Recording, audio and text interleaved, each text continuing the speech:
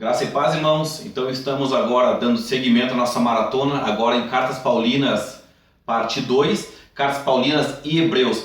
Estamos então no módulo 17, no capítulo 1. Esse então é o módulo, vocês certamente estão acompanhando aí. Vamos abordar Filipenses, Colossenses, 1ª e 2ª Tessalonicenses. Amém? Bora lá então?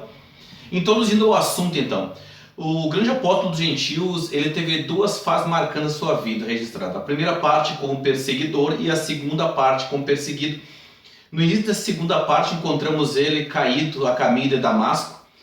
E nós sabemos que ele ficou 3 dias sem comer e sem beber e com aquela voz ecoando na sua cabeça. Aquela voz dele, Paulo, Paulo, ou Saulo, Saulo, por que me persegues?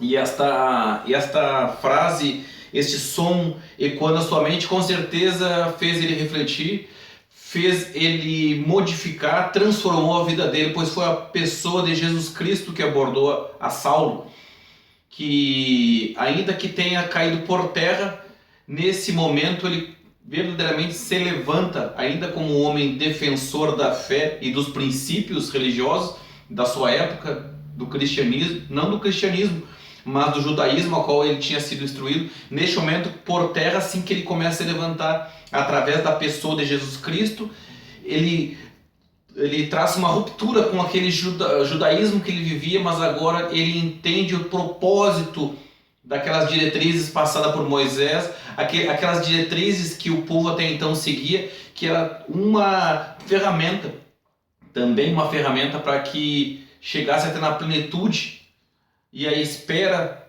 da chegada do verdadeiro Messias, o Jesus Cristo. Ele ficou conhecido por Paulo. Nós sabemos que seu nome é o seu nome grego e era costume na época, principalmente no momento da dispersão, eles usarem 2 nomes. Certamente foi esse um dos motivos de Saulo ele partir também para ser utilizado como Paulo, o seu nome. Nós vamos agora abordar nesse primeiro capítulo deste módulo 17, Filipenses, parte 1. É a 9ª epístola, ou 9ª carta em ordem cronológica. Vamos falar um pouquinho de Filipos, né? Filipos foi a primeira igreja cristã na Europa, foi capital da Macedônia, província romana, próxima do Mar Egeu, pertencia à Grécia. A cidade foi tomada por Filipe da Macedônia, pai de Alexandre Magno, em torno de 358 depois de Cristo. E tomou Detraios no século IV e pôs o seu próprio nome, né? Pertence a Filipos, ou Filipenses, né? A localização estratégica junto à estrada que cortava a Macedônia, essa província da Macedônia, e de leste a oeste servia de caminho entre a Ásia e Roma, tecnicamente. A conhecida, muito famosa Via Inaciana, rota de início para quando Alexandre o Grande iniciou a sua empreitada de conquistar o mundo. Ele partiu então dessa Via Inaciana. Roma ficava aproximadamente 1.300 km de Filipos nessa época. Na verdade permanece, né, a questão da geográfica. Vamos falar um pouquinho de considerações preliminares. Quando o imperador romano Júlio César foi assassinado, o seu exército travou uma batalha muito grande sob o comando de Otávio e Marco Antônio e derrotou as forças rebeldes de Brutus e Cassius exatamente em Filipos. E por consequência disso, Filipos foi tomada e se tornou colônia romana, e todos gozavam então de cidadania romana. E era na verdade se tornou uma mini Roma nessa época, Filipos, né?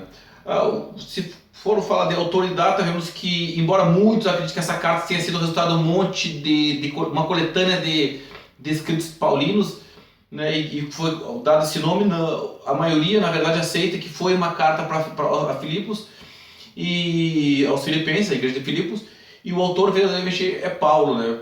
Porque até o mesmo evoca no princípio da carta a sua autoria. Nós vemos que existem situações, cartas que evocam o autor no início, mas lá nos originais não se repete. Lembra que nós comentamos a respeito disso quando vão transcrevendo cartas, que algumas não sofrem alterações. Esta, na originalidade dela, Paulo ele evoca a sua autoria. Ela foi escrita mais ou menos 10 anos após haver mandado a oferta a Paulo, meados de 64 depois de Cristo. Lembramos que ele teve 2 vezes preso, essa seria a segunda vez. O propósito, agradecer as doações, enviar Timóteo. É bem provável que essa carta tenha sido para abrir caminho, para que eles dessem crédito para esse jovem obreiro e confirmar os crentes na fé. Combater também os legalistas, os judaizantes. A igreja de Filipos. A viagem de Paulo e Filipos, a viagem de Paulo a Filipos foi fruto de uma visão atrote, nós sabemos disso. E como tem aquela tão conhecida passagem em Atos 16:9, passa a Macedônia e ajuda-nos, quando ele viu que levaram a Macedônia. Lídia foi a primeira nativa a aceitar o evangelho, muito conhecida também. E Deus tem seus caminhos. Nós sabemos que nessa experiência Paulo e Silas tem aquela situação que ele liberta uma jovem possessa. E o que acontece nessa situação? Corrente de tronco. A maior parte do resultado nós sabemos, né? Que pregou, foi liberta, foram para a cadeia. Mas os frutos aparecem ainda nas sequências, maiores frutos ainda. Porque em primeira mão parece que a consequência dessa libertação foi cadeia, troncos e correntes. Mas sabemos que a maior consequência deste ato foi a conversão do carcereiro e bem provável de muitos presos ali. Vemos que essa carta ela aborda alguns temas, os principais são 4. Nesses 4 capítulos, vemos que a carta não é longa. Primeiro, Cristo é a vida, o viverginho do Evangelho, Cristo um exemplo, Cristo a esperança e Cristo é suficiente.